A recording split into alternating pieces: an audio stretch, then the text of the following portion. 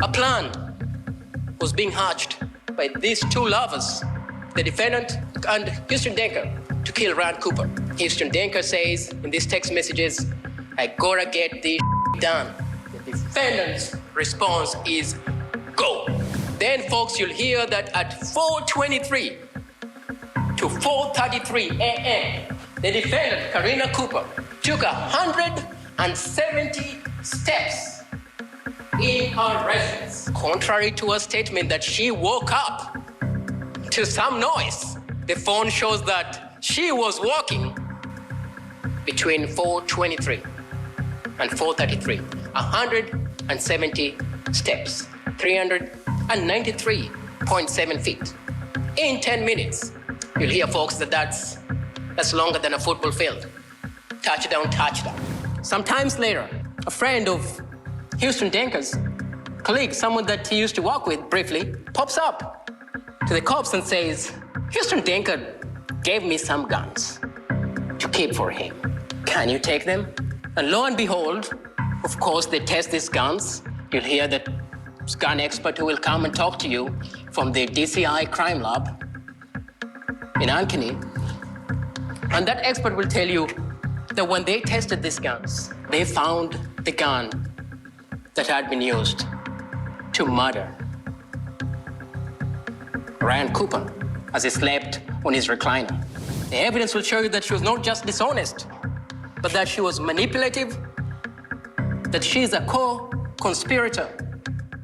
You will get an instruction to apply on aiding and abetting. That she aided, that she abetted, that this crime, from the evidence that you'll see, that Ryan Cooper dies by her involvement absolutely 100%, like she said. She was in this absolutely 100%. You'll see that she's a planner. The evidence will show that she is a murderer.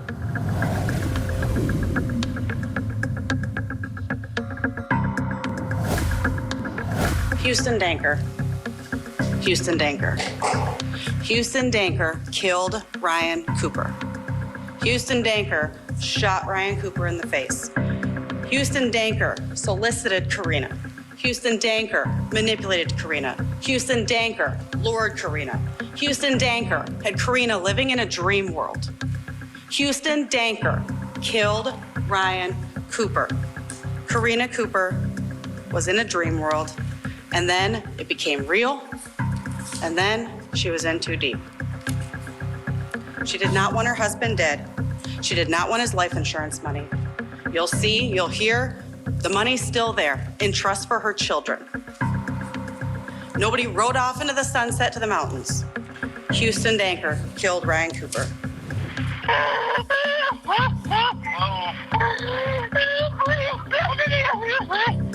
What is going on? There's blood all over him.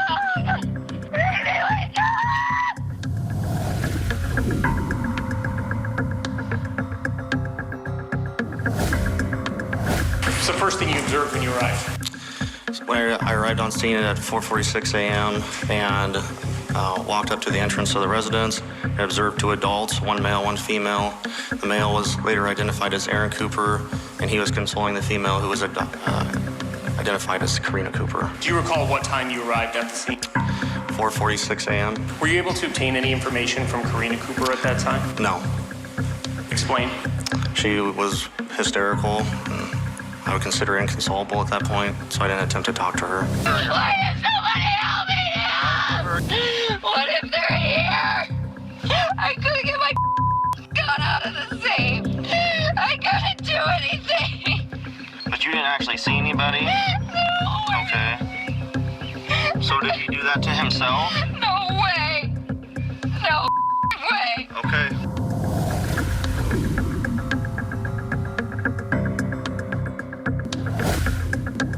That morning of June 18th, 2021, at any point did Karina provide you with any information as to what had happened to Ryan?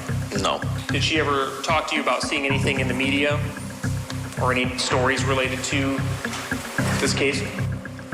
She did call me once to talk about that they found a shell casing. Okay. What was that conversation?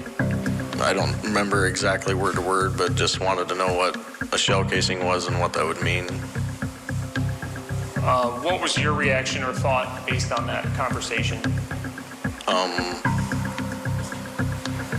I would assume she would know what a shell casing is. Why?